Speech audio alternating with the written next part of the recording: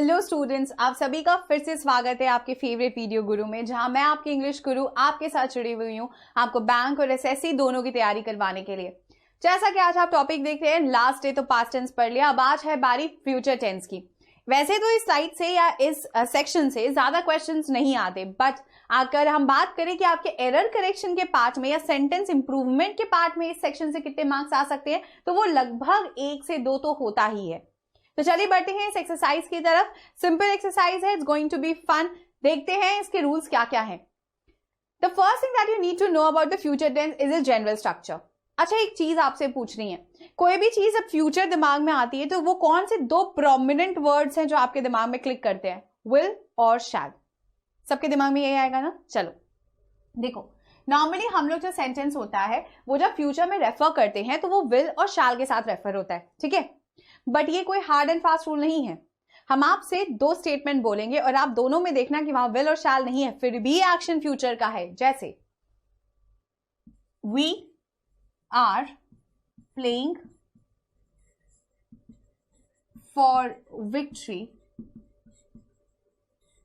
This evening, right. आपके सामने statement है, टेंस क्या है? टेंस तो देखो सिंपल पास्ट ही है ना, लेकिन हम रेफर कैसे करें? We are playing for victory this evening, हम अभी खेलने वाले हैं, हमने अभी तक खेला नहीं है। विल या शैल के बिना भी सेंटेंस फ्यूचर पास्ट हो सिंपल फ्यूचर हो सकता है। जैसे कि अगर हम मान लीजिए बोले Kumar Vishwas is to contest from Amethi. Kumar Vishwas कहां से कॉन्टेस्ट करेगा? अमेठी से। इज टू कॉन्टेस्ट बोल रहे हैं, फिर भी देखो उसने अभी तक कॉन्टेस्ट नहीं लड़ा है ना। वो मतदाता है, वो शायद लड़ेगा या नहीं लड़ेगा, वो उसकी बात है, बट वो जो एक्शन है वो फ्यूचर में होने वाला है ना। The movie releases on the 5th, जितना सही है उतना ही सही the movie will release on the 5th भी है। समझ आया? सो बेसिकली ये कोई हार्ड एंड फास्ट रूल मत समझ लीजिएगा कि बिना विल शैल के सेंटेंसेस फ्यूचर नहीं होते, बिल्कुल बनते हैं, ठीक है। नेक्स्ट, कंटिन्यूअस है तो विल शैल के साथ बी रहेगा और वर्ब अपने 4th फॉर्म में होगा, just like present and past. Next we have perfect. Now अगर फ्यूचर का परफेक्ट होगा तो वो हो जाएगा आपका सब्जेक्ट के साथ will shall have and then you have V3 as usual. इसके फॉर्म में किसी भी स्ट्रक्चर में कोई चेंज नहीं किया जाएगा। Next we have perfect continuous. जहां तक इसका सवाल है, यहां पे हमारे पास विल शैल के साथ हैव बीन जुड़ जाता है। ये बहुत इंपॉर्टेंट है, ध्यान दीजिएगा।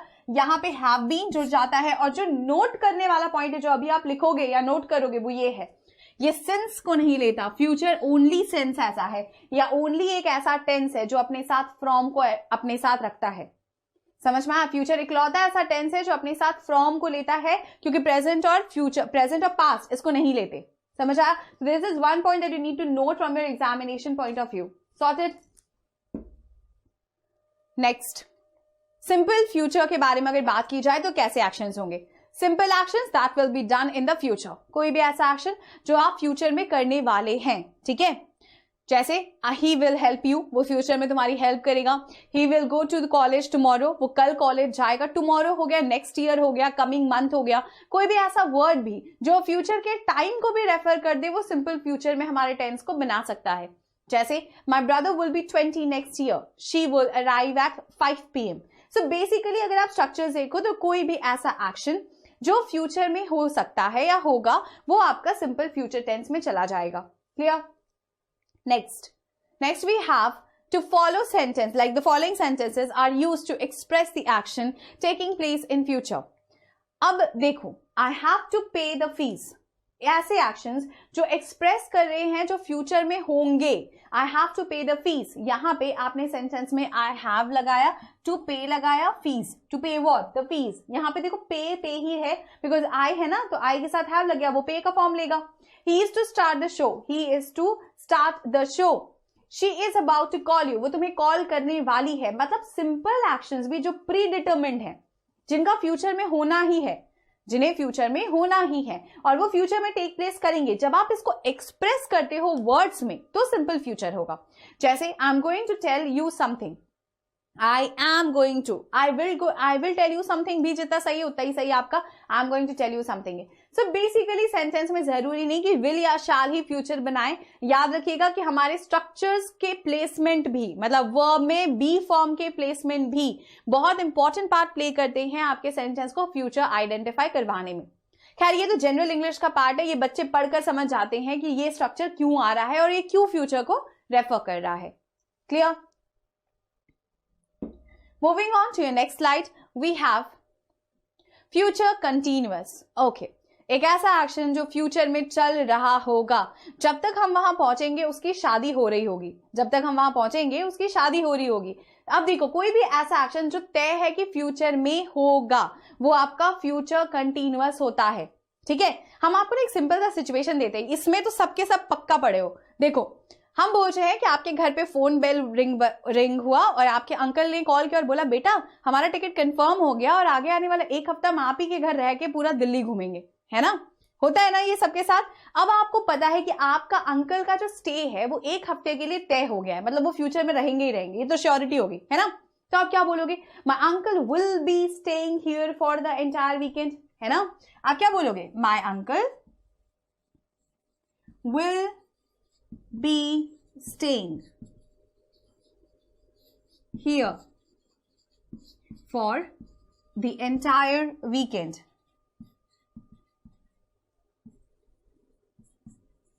तो बेसिकली आप ये बोलना चाह रहे हैं सेंटेंस में कि आपके अंकल का जो स्टे है वो यहाँ पूरे वीकेंड तक चलेगा, तो इसीलिए हम यहाँ पे क्या यूज किए? Will be staying. फ्यूचर में ये एक्शन कंटिन्यूअस हो गया। समझ आया? अब देखो, चलो कुछ एग्जांपल्स के साथ इसको क्लियर करते हैं। Like he will be studying mathematics tomorrow morning. वो अभी नहीं पढ़ेगा, वो सुबह उठकर मैथमेटिक्स पढ़ेगा। फ्यूचर में कंटिन्यूअस एक्शन होना तय है।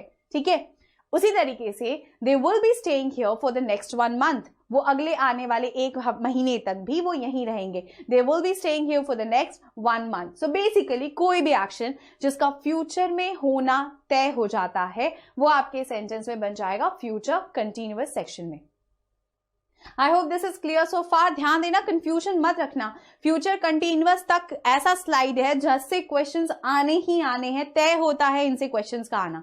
ठीक है, ऑलमोस्ट एवरी ईयर रिपीट किए जाते हैं। सबसे ज्यादा इसके क्वेश्चंस अगर देखे जाते हैं तो सेंटेंस इंप्रूवमेंट के फॉर्म में होते हैं, जहां पे आपको एक फ्रेज को रिप्लेस करना होता है। वहां पे फ्यूचर के टेंसेस के क्वेश्चंस बहुत कॉमन देखे जाते हैं। क्लियर?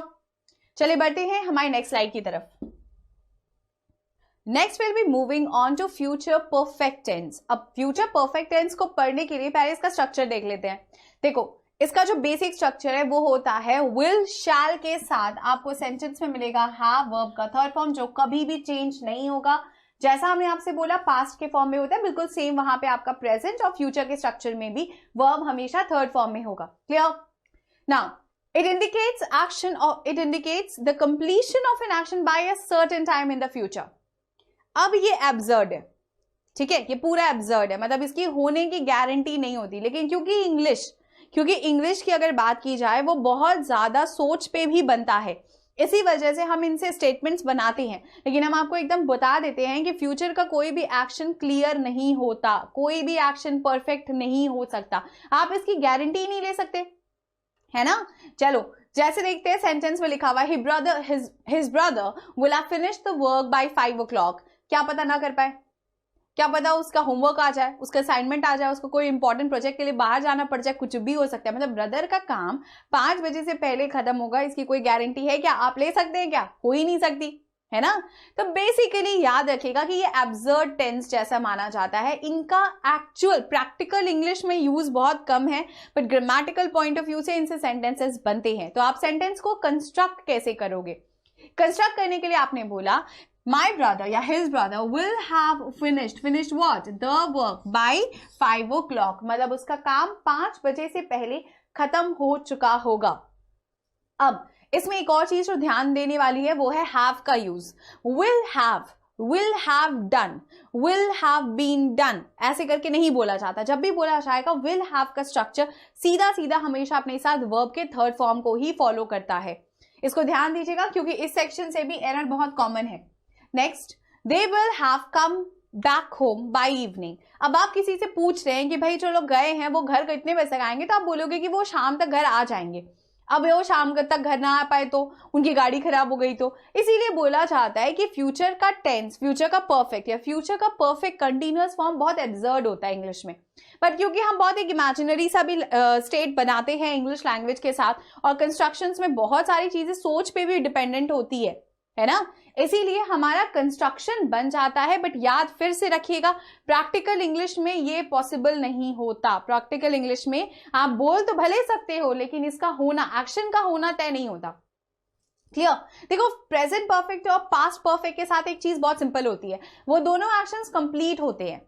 मतलब आप ये चीज की गारंटी ले सकते हो या तय बता सकते हो कि जो दोनों एक्शंस हुए वो कंप्लीट है, लेकिन भाई फ्यूचर में वो एक्शन होगा या नहीं होगा उसकी क्या गारंटी। समझ में आया। सो इसीलिए सेंटेंस का जब कंस्ट्रक्शन होगा, बस आप इतना ध्यान देना बस इस सेक्शन के साथ कि अगर फ्यूचर परफेक्ट कोई स्टेटमेंट में आएगा तो विल शैल अपने साथ हैव लेगा, और वर्ब हमेशा यहां पे आपको आपके थर्ड फॉर्म में मिलेगा। जैसे they will have come back home by evening. ठीक है, कम केम कम होता है, इसीलिए यहां पे जो सेंटेंस होगा वो यहां पे सेंटेंस में दोबारा से कम हो जाएगा। सॉर्टेड। चलिए बढ़ते हैं आपके नेक्स्ट स्लाइड की तरफ।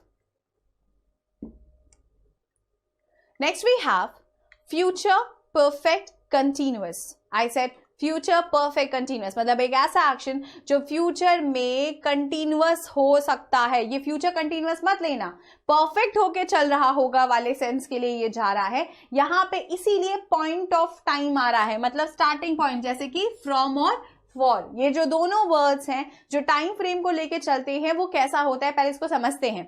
देखो, it indicates an action that will continue over a period of time in the future.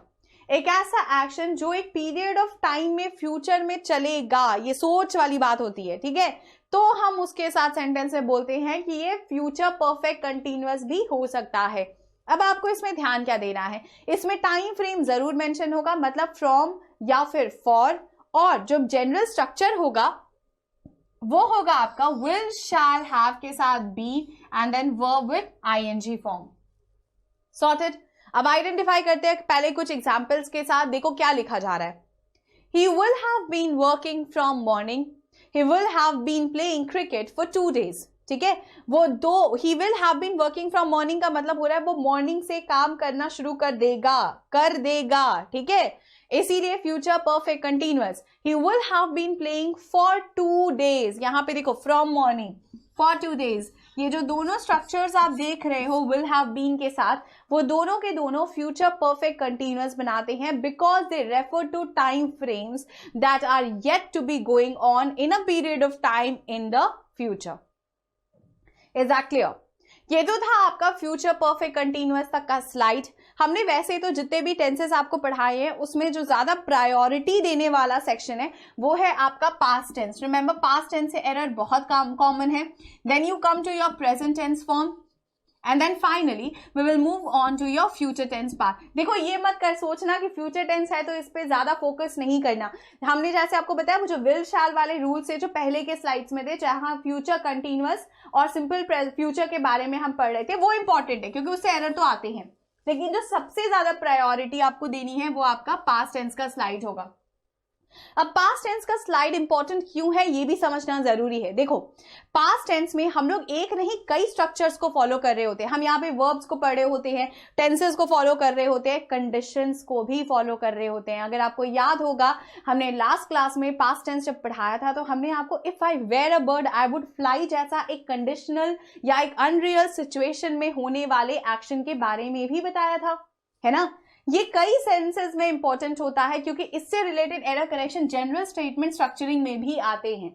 समझ आया? फिर चाहे वो आप कोई भी बैंकिंग एग्जाम उठा लीजिए या एसएससी एग्जाम उठा लीजिए, ये इंटर रिलेटेड होंगे। जब आप लोग इसके बाद वर्ब पढ़ना शुरू करेंगे तब आपको समझ में आएगा कि ये जो चैप्टर्स चल रहे हैं ये बिल्कुल इंटर रिलेटेड चैप्टर्स चल रहे हैं। इसका पूरा का पूरा एम्फेसिस जो होगा वो नेक्स्ट चैप्टर में भी देखा जाएगा।